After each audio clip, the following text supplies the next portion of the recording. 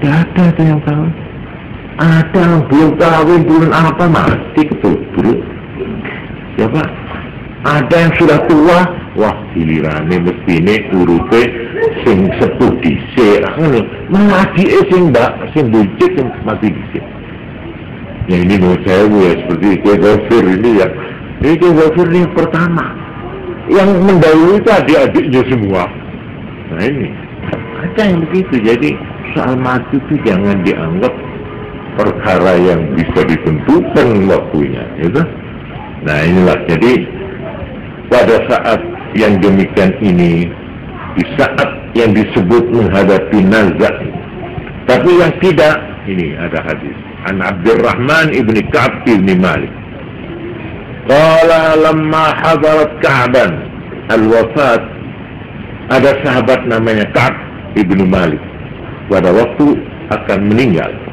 Atatu Ummu Bishr bintil Bara, datang seorang ibu saudaranya masih perempuan datang. Loh, Abdurrahman, kamu Ka'ab, ya Aba Abdurrahman, ini sudah begini dulu, diguyoni, bukan guyon, ya bicara santai, begini. Tolong, illa kita fulanan faqara'ahu minni salam. Nanti kalau ketemu si A ya, sampaikan salam saya. Si A itu sudah meninggal. Faqara'ahu minni salam. Faqal, yaghfirullah lak ya Umma Bishr, nahnu ashghalu min dhalik. Maaf, Mubasyar.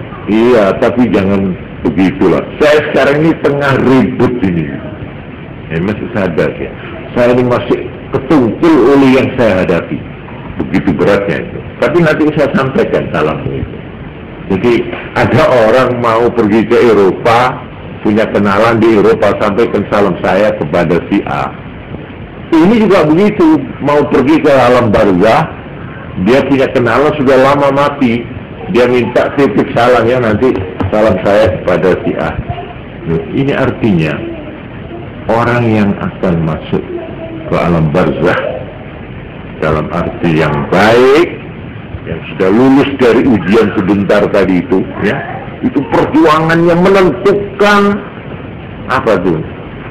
Selamat ya waktu itu. Itu yang dikatakan man kana akhir kalamihi la ilaha illallah dakhala al-jannah.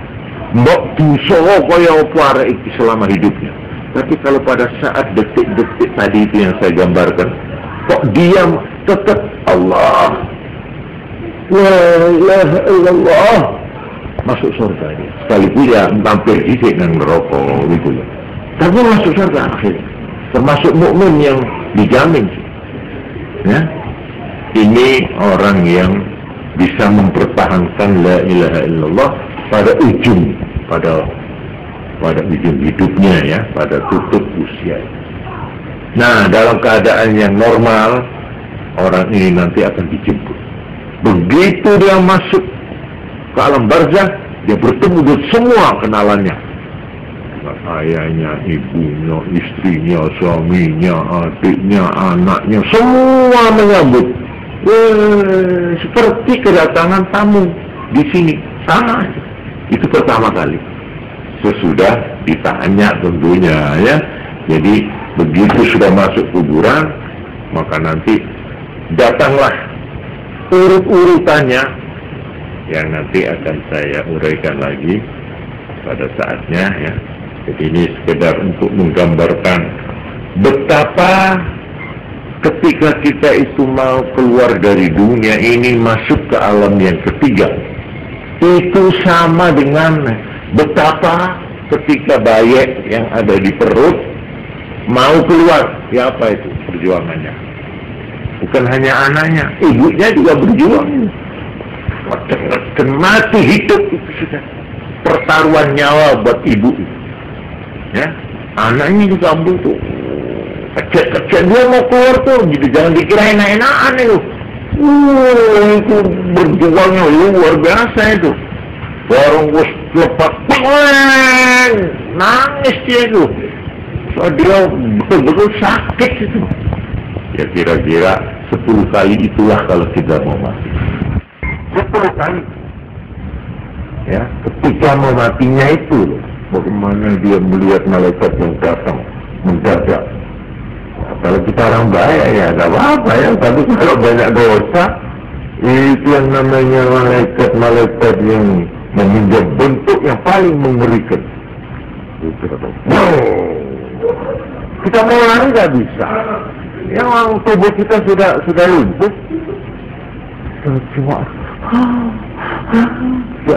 Cuma hambaan, apalagi kalau sudah hambaan sudah kumpul di sini, nggak bisa ngomong, nggak bisa apa sih. Kalau sudah numpuk di dada, nggak bisa. Nah di situ masih ingat kapan? Enggak, pada Allah. Di saat dia sudah open, seluruh nyawa sudah di sini, hambaan. Masih ingat nggak? Nah itu orang yang betul-betul berhasil mempertahankan kalimat tauhid, kalimat syahadat. Jadi inilah bagian dulu. Nanti bagaimana dia mula-mula masuk kubur, prosesnya ya, atau prosedurnya bagaimana. Jadi masuk terus bagaimana. Nah, ini masalah tidak bisa diterangkan hanya berdasar kira-kira atau berdasar penyelidikan pun nggak bisa. Nggak bisa dengan penyelidikan dari mana jalannya, kalau tidak dari sumber yang kita percaya. Tidak bisa soalnya. Karena itu kalau hadisnya itu sudah sahih, sudah baik, kita terima, wajib. Wajib ini namanya pertaruhan iman itu di sini. Kalau sudah Quran mengatakan, kita jangan tanya lagi. Sami'na wa ata'na, kami mendengar dan kami taat. Itu sikap, jangan tanya lagi. Loh, kok begitu? Kok begitu? Jangan. Kalau ada pertanyaan pada hal-hal yang langsung dari Tuhan, itu berarti iman kita yang berkurang sebanyak pertanyaan kita. Tuhan Maha Esa, Maha Anu. Oh, kenapa kok Maha Esa? Kenapa kok tidak Maha Dua? Bapaknya ya. Itu kan sebanyak pertanyaan, sebanyak itu juga keraguan, iya bang. Kalau kita tidak ragu, buat apa tanya? Ngalor. Loh, apa kalau ngalor? Yang peteng-peteng. Nah, itu kan berarti kita ragu. Makin banyak kita berkata, enggak loh, aku kok dikontrol hujan, kok anu, itu kan sebanyak itu juga rasa enggan kita, iya dong. Jadi orang bertanya itu dalam soal-soal agama yang sudah fit, yang sudah apa itu namanya, sudah apa namanya, sudah pasti jelas itu imannya menunjukkan kepastiannya. Tapi kalau untuk mengerti hikmah itu boleh. Tapi kalau menanyakan masalahnya tidak boleh lagi. Jadi kalau Nabi sudah mengatakan, ya ini besok begini, ya kita percaya itu saja. Ya kalau tidak percaya sambil menunggu. Nah kalau sudah utangnya wis cuma, ya, atau sesak, atau kencing manisnya sudah borok, sudah tidak ada harapan, nah baru kali aku tak butek ngebiyen malam Jumat kok cara ingin sosiale. Boleh aja, tunggu aja. Kalau sudah mulai ketek-ketek, lah itu boleh. Nanti ada malaikat datang apa-apa, sudah mulai sudah takut ya, sudah mulai sesalan kita. Gak ada sesalan yang paling menyesalkan melebihi pada saat-saat. Kenapa saya dulu enggak begini? Kenapa dulu enggak zakat? Kenapa enggak puasa? Kenapa enggak salat? Kenapa? Itu semua dipukul kepada diri. Kenapa kamu dipukul dia? Memukuli badannya sendiri. Arah hati. Tapi sudah terlambat. Di saat itu, sekalipun kita taubat, tutup. Kalau katanya Nabi, kalau nyawa ini sudah sampai di tenggorokan, orang mau berteriak-teriak tobat, tutup, tidak diterima. Tobat itu artinya kan sanggup untuk memperbaiki. Nah waktunya kapan orang sudah nyawanya di sini? Lu kapok, gusti saestu. Kapok ya apa? Gue badan perban, kalau apa? Sekarang tak menit. Jadi sekarang itu kalau Nah, karena itu tidak ada keinginan, doa, harapan yang paling memelas dari seorang mukmin kecuali mohon petunjuk pada saat-saat menutup usia.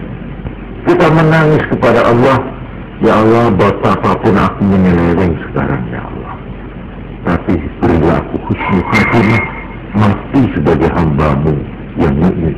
Betapapun aku berdosa, aku akui, ya Allah, tapi aku mohon satu, biarlah aku melarat, biarlah aku ini satu, berilah aku petunjuk. Itu perbanyak Rabbana la tuzigh qulubana, itu turun, itu Quran, itu perbanyak sunat.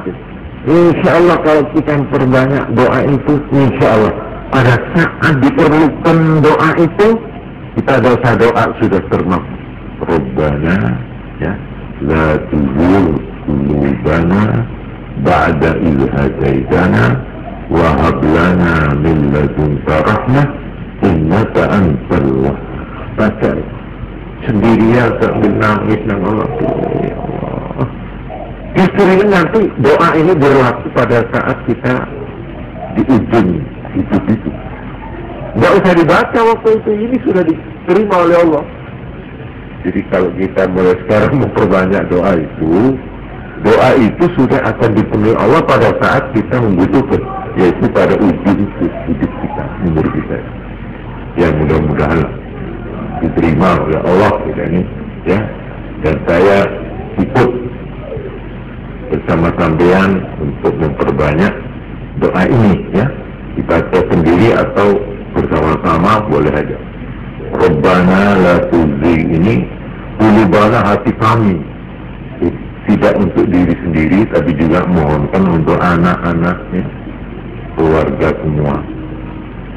Mudah-mudahan didengar. Insya Allah kalau dengan penuh pengertian, ya, doa itu makin makin berkesan di dalam hati dan mudah-mudahan diterima dengan ikhlas, ya. Sekian saja, Allah alam bisawab.